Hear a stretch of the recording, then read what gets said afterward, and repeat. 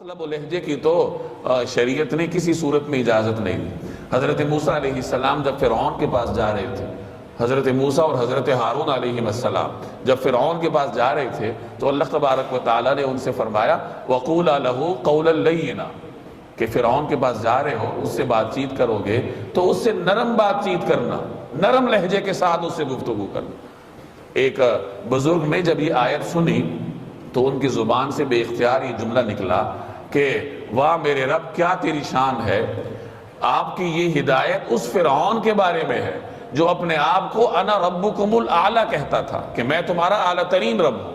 जब अना रब्बुकुमुल आला के दावेदार फ़िरऔन से सख्त लब लहजे में बात करने की इजाज़त नहीं है, तो जो मुसलमान हर वक्त सजदे में सुबहान रब्बियल आला कहता है, उससे सख्त लहजे में कैसी बातचीत की गुंजाइश हो सकती है। तो हमेशा एक मुसलमान को अपना लब लहजा नरम रखना